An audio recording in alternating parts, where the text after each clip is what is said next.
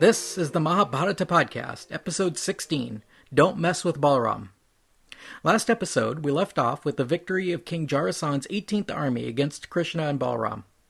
Rather than standing against the army and eliminating it like they had the previous 17 armies, this time Krishna and Balaram ran away, allowing Jarasandh to believe they had been killed. Jarasandh returned to his kingdom of Magadha in triumph. The number 18 will show up again during the Great War, which will last 18 days. Also, the Bhagavad Gita is in 18 chapters, and the Mahabharata itself is divided into 18 books. The rumor of Krishna's death could not have lasted long, because the next thing we hear is of Krishna and Balaram entering the international marriage market. Being the eldest, Balaram married first, to Revati, the daughter of Raivata, king of the Anartas. Krishna's marriage was something of an elopement, Kshatriya style. This story begins with Bhishmaka, king of Vidarbha. This king had 5 sons and 1 daughter. The eldest son was named Rukmi, and his daughter was named Rukmini. We are told that Rukmini was the reincarnation of the goddess Shri, Vishnu's consort, and so she naturally desired to marry Krishna. Rukmini had heard tales of Krishna's exploits and was only interested in him. In Dwarka, Krishna had also heard of Rukmini, how she was intelligent, kind, generous, and loving, and he also thought she would make him a good wife. Rukmini's family mostly thought this would be a good match, except for her older brother Rukmi, who was a protege of Jarasandh, and who wanted her to marry Sishupal, king of Chedi. Rukmi persuaded his father, and the two of them arranged the date for her wedding to Sishupala. When Rukmini heard the news of her impending marriage, she enlisted a trusted advisor to go in secret to Krishna and beg for his help. Krishna respectfully greeted this emissary, who delivered a message from Rukmini. In it, the princess explained her situation and begged Krishna to come take her away. She even suggested the time and place. A few days before the marriage, the wedding party would make a procession to the foot of the temple of the goddess Parvati, just outside the city walls, and Rukmini would be at the front of the procession. Krishna only needed to show up with a fast chariot and pluck her out of the crowd and return home with her. Rukmini also swore that if Krishna did not save her, that she would starve herself to death, and would continue doing that life after life until she could finally marry Krishna. Krishna readily agreed to the rescue attempt, and he immediately ordered his chariot to be prepared and set out for Vidarbha. Meanwhile, in Vidarbha, the wedding preparations had commenced. The whole city had been decorated and cleaned in preparation. Gifts were made to the holy men, Brahmins were hired to chant the Vedas, while the groom's wedding party, including Sishupal's father King Damagosha of Chedi, King Jarasandh, Salva, Dantavakra, and others, made an enormous procession to the bride city Vidarbha. All these kings were sworn enemies of Krishna, and they came armed. Balaram heard of Krishna's departure for Vidarbha, and, expecting trouble, he too set out, along with a large Yadava army, to help in case trouble broke out. When Krishna and Balaram arrived at Vidarbha, they simply presented themselves as wedding guests, and King Bhishmaka took them at their word and provided a mansion outside the city, away from the Jarasandh faction, where they could stay as his guests during the festivities. The very next day, the wedding party commenced the Parvati procession out of town. The procession reached the temple of the goddess, and Rukmini entered the temple and carried out the ritual devotions as directed by the elderly women of her clan, all the while secretly praying to the goddess that Krishna would come for her soon. Rukmini finished her devotions and walked out of the temple, scanning the horizon for any sign of her savior, and then she saw an approaching cloud of dust. Before anyone knew what was going on, Krishna rode up to the temple steps, loaded Rukmini on his chariot, and raced away from the crowd. At the outskirts of town, Krishna met up with Balaram and his Yadava army, and they set off together for Dwarka. Jarasandh and his allies quickly ran back to the city to gather their forces, and, once assembled, they raced furiously after their enemy. As they closed in on Krishna's forces, the Yadava army turned and stood its ground, awaiting the allied attack. The Yadava army had been preparing for battle for many days, while Jarasandh and Rukmi's forces were mostly hungover and had been completely taken by surprise. Thus, the battle quickly turned in favor of the Yadavas, and the attackers were repulsed. Sishupal was utterly grief-stricken. He had been humiliated by a cowherder. Jarasandh knew the feeling all too well and comforted him, saying, "Do not grieve, for all things must pass. In this world, pain and pleasure are both inconstant for men, each coming and going in its season. We are just puppets dancing on a string in the hands of the Lord. I lost 17 armies against Krishna, and only on the 18th time was I victorious. I waste no time weeping over fate. Joy and sorrow, success and failure are not in our hands, but are given to us by time when God wills it. Today a small force has raised our legions, but remember that when the wheel of time spins in our favor, we shall triumph as well. Thus comforted, Sishupal returned to his father's capital, Chedi, and all Jarasandh's allies each returned to their homes, thinking of the time they might get their revenge on Krishna.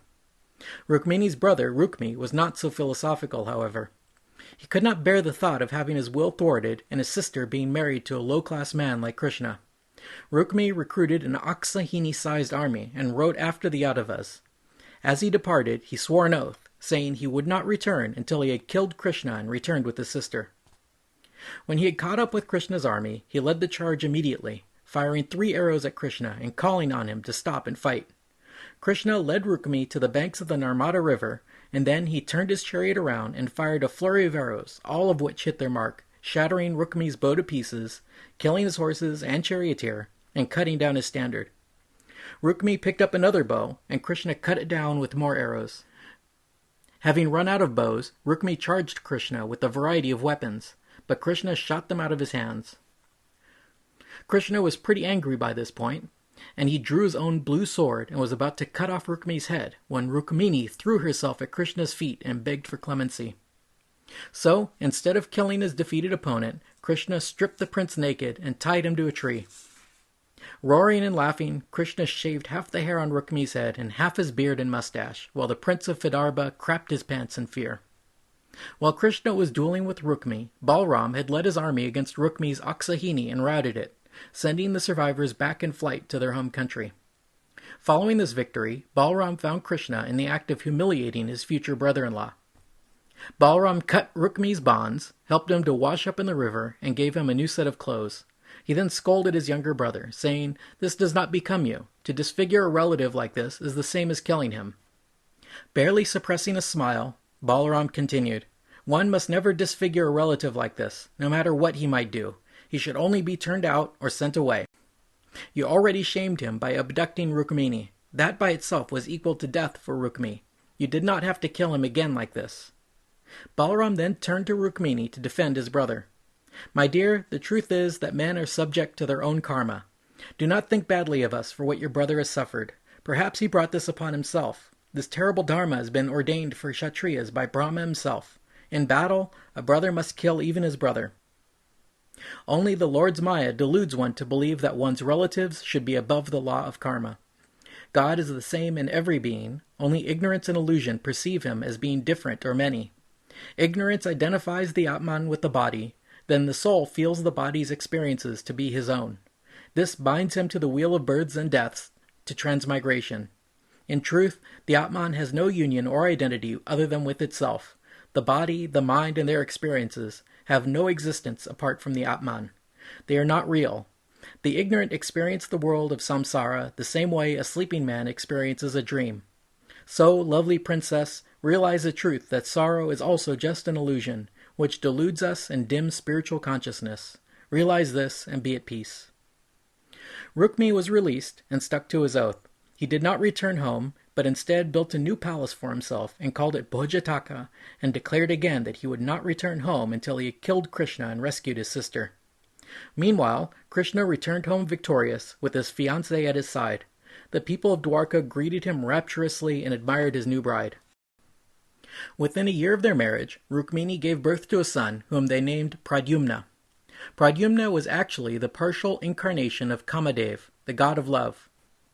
We are told that sometime before his birth, Kamadev had tried distracting Shiva while Shiva was practicing meditation. Shiva opened his third eye and fried Kamadev into ashes. To recover his body, Vishnu told Kama to incarnate as Krishna's firstborn son.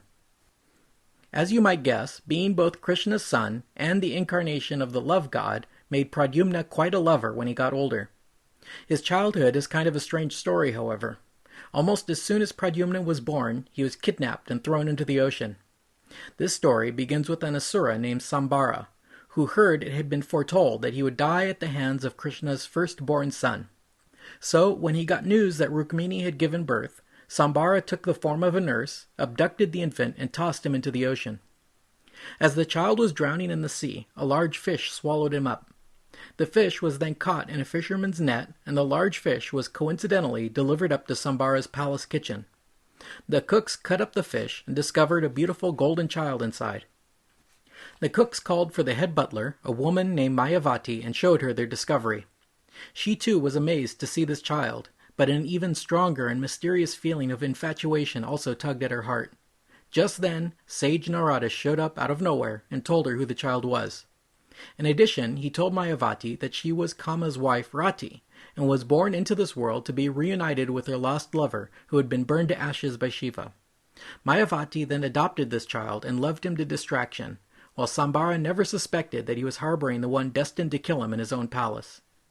Pradyumna grew quickly into a precociously handsome young man, and soon all the girls were lusting after him, including his own adopted mother.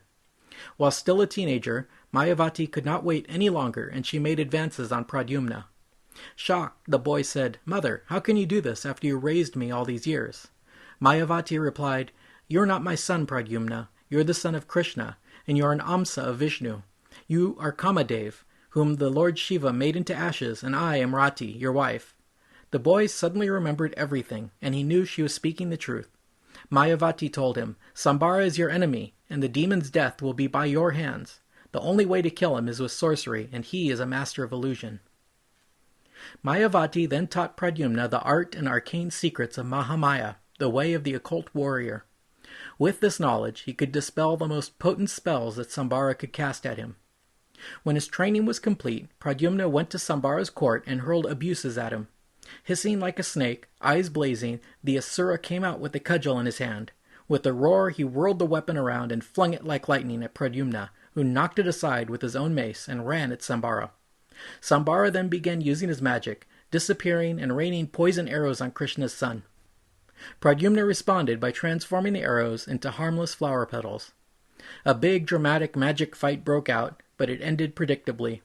Sambara leapt at Pradyumna, and the boy dispatched him the old-fashioned way, cutting off his head with a sword. The Devas all gathered around in the sky and rained flowers on Pradyumna. Mayavati then joined the boy, and the two of them flew to Dwarka to meet his parents. The pair landed right in the middle of Krishna's harem, which was full of half-clad nymphs.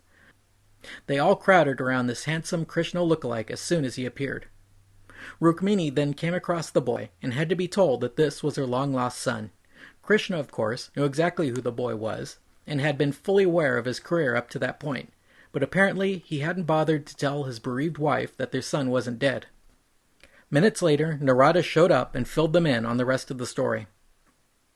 It is approximately this time in the story when the Pandavas appeared in Panchala and were married to Draupadi, so next episode we'll pick up where we left off with the main story.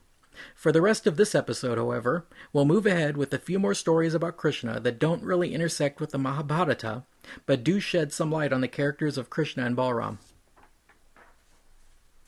As I've mentioned before, Krishna's relationship with Indra was strained at best.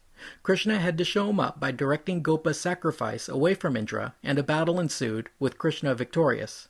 With the next story, we hear that Indra actually came to Dwarka as a supplicant, asking for Krishna's help in dealing with an Asura named Naraka, who also happened to be the earth goddess's son. Naraka was powerful enough to bully Indra, stealing Indra's throne from Mount Meru, his royal parasol, and his mother Aditi's earrings. Krishna, in a more mythical mode, summoned the great bird Garuda and flew to Narakasura's capital, Pragayotishapur. The city had immense physical and magical fortifications, including some kind of anti-aircraft artillery. Krishna smashed the mountainous fortifications and deflected the elemental artillery with his Sudarshana chakra. Krishna blew his conch, which rattled the foundations of the city, but it also awoke a kraken-like demon named Mura, who opened his 5 eyes and then leapt at Krishna, wielding a trident. Krishna used his arrows to slice up Mura's weapons and sealed up his 5 mouths. Then he fired his disc-like chakra and beheaded the creature.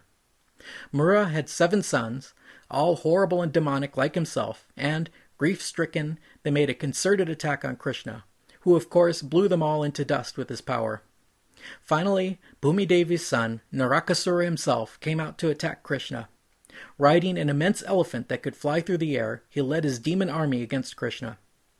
When he got in range, Naraka fired his Satanyi weapon at Krishna, which was a spear with 100 fireballs. At the same time, his Asura army fired thousands of missiles.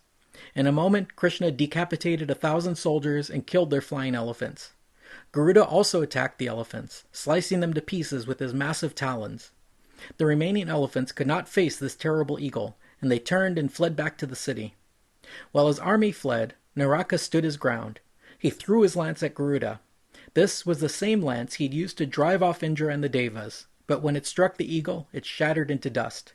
Naraka then used his trident to attack Krishna, but instantly was beheaded by Krishna's shining chakra. The demon's head fell to earth, his mother, and the Devas all cheered from the heavens. Mother Earth came to Krishna then, bearing Indra's stolen items, and she prostrated to Krishna and praised him. She brought out Naraka's son, her grandson, named Bhagadatta, and presented him to Krishna. Understandably nervous, the boy asked Krishna for his blessing. Krishna agreed to give the boy his blessing, and then he entered the city of Pragyotashapur. Entering Naraka's palace, Krishna found the harem containing 16,000 women, all former wives of the demon. All 16,000 women, as soon as they caught a glimpse of Krishna, fell instantly in love with him. They all desired to marry Krishna. So Krishna packed up all the booty from the palace and his 16,000 new wives and sent them all back to Dwarka. Krishna then flew off to Devaloka to return their stolen goods. He delivered up the throne, the parasol, and the earrings, and then came across the Parijata, the wish-giving tree. Krishna wanted to take it home as a gift for one of his wives, Satyabhama, but the gods refused to let him have it. So Krishna simply uprooted the tree and used it to beat off the Devas who tried to fight, and flew back to Dwarka with it. Krishna explained what he did to Satyabhama, telling her, "Just days ago, Indra came begging to me, laying his crowned head at my feet when he wanted me to kill Narakasura. Yet, once he got what he wanted, he showed his gratitude by attacking me. That is why Indra and his Devas are not worthy of worship. They are blind with prosperity, foolish with wealth." As for the 16,000 beauties he had brought home, Krishna married them all in a single day. He gave each of them a palace, and he lived with every one of them, assuming a different body for each. He made love to them all, for they are all Amsas of the goddess Lakshmi. All the women lived in a condition of permanent ecstasy. Each one had 100 handmaidens, but they always served Krishna personally, cooking for him, washing his feet, making betel leaf rolls for him, chatting with him, and of course making sweet love. As if having more than 16,000 wives were not impressive enough, each wife bore Krishna 10 sons, and each son was valiant, handsome, and intelligent as their father. As for Krishna's first wife, Rukmini, her brother had not forgotten his grudge. Things were made even worse when Krishna's firstborn by Rukmini, Pradyumna, actually abducted Rukmi's daughter from her Swayamvara and made her his own wife. I suppose enough years went by for his rage to die down somewhat, because Rukmi actually agreed to a third alliance with the Yadavas. This time it was his granddaughter who was engaged to Krishna's grandson. They all got together in the city of Bhojataka to hold the wedding. Rukmi and his allies conspired to have a dice game with Balaram, since they knew Balaram to be a horrible gambler, but also addicted to it. Balaram agreed to the game, and it started out pleasantly enough, with small stakes. But as the game went on, the players became progressively more intoxicated from wine, and the stakes grew larger and larger. At first, Rukmi won each throw, until Balaram was betting tens of thousands of gold pieces. Finally, when the stakes reached the millions, Balaram won the throw, but Rukmi knocked the dice off the table and declared that he had won.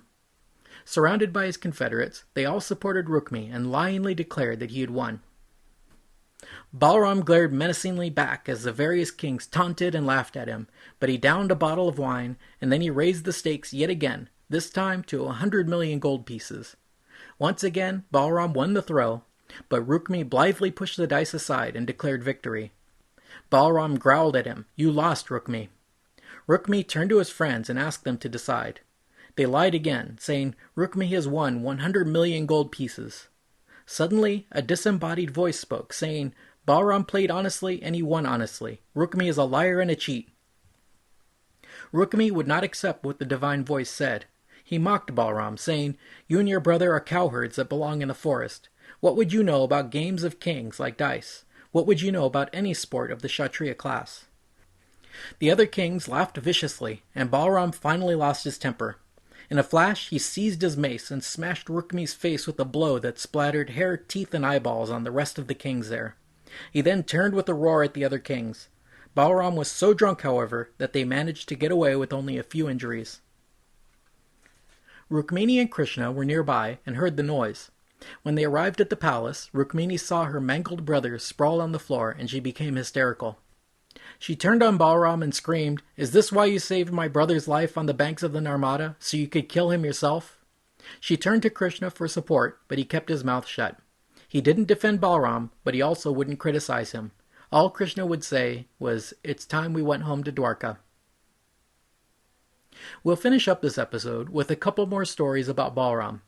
The first is about Balaram's return visit to Gokula, where he and Krishna grew up as cowherds in disguise.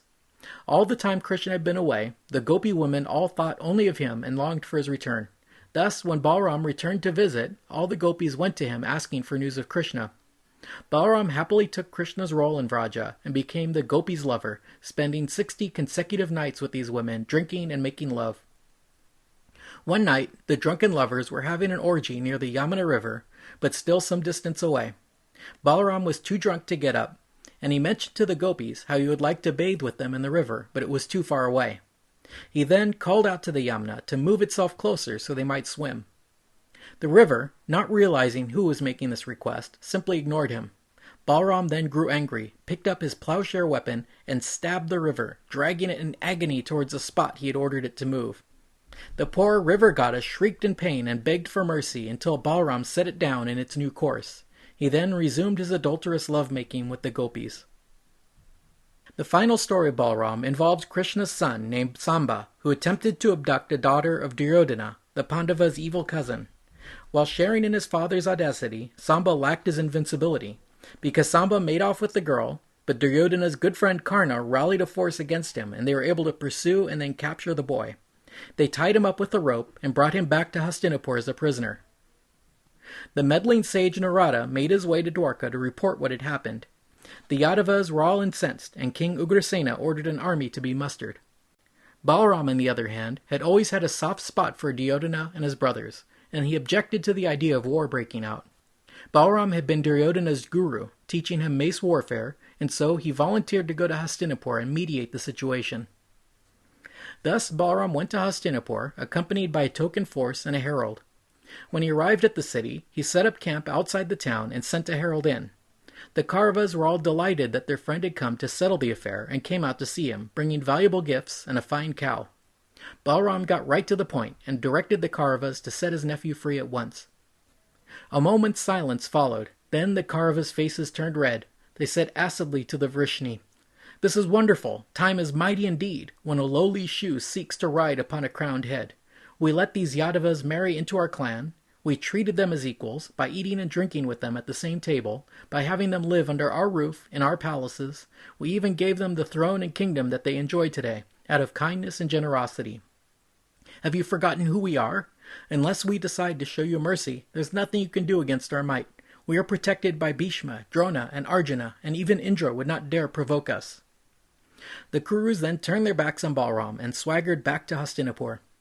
Balaram's eyes turned red with anger, saying, "I curse myself that I came here in peace. Krishna was angry and wanted war, as did all the other irate Yadus.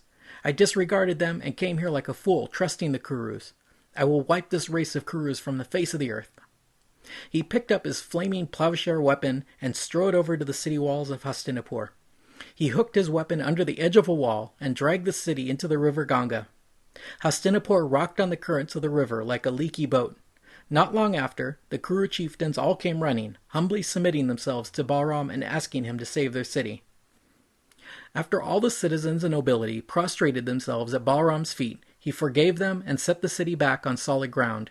Then Duryodhana fetched a fabulous dowry for his daughter and returned both her and Samba to Balaram's custody. This story ends with an interesting note. Until today, the city of the elephants, capital of the Kurus, stands awkwardly on the banks of the Ganga, where Balaram once dragged her. She stands as if she might fall into the sacred river again. This point is particularly interesting because way back, near the beginning of the Bhagavata Purana, there's a genealogy that moves into the future tense. The narrator is speaking to King Parikshit, but he wants to convey the names of the generations that followed Parikshit, so he moves into the future tense, saying that the king will have a grandson named Santanika, and his son will be Sahasranika, and so on into the future. This genealogy goes forward to name all the descendants of King Parikshit until the extinction of his dynasty many generations later.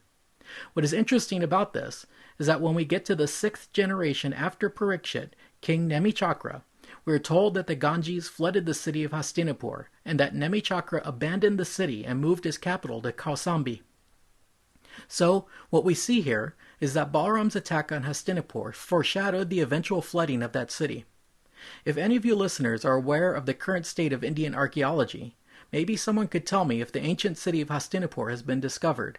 It seems that if we could take this genealogy seriously, that we could find the date at which the city was flooded and abandoned, and then have a very close dating for the Kuru dynasty, perhaps within a century of the events in our story. That's it for the Krishna episodes. Next time we'll resume the story of the Pandavas and find out how King Dhritarashtra deals with the fact that his nephews not only survived the Great House Fire, but also acquired powerful allies in Panchala and Dwarka. Thanks for listening.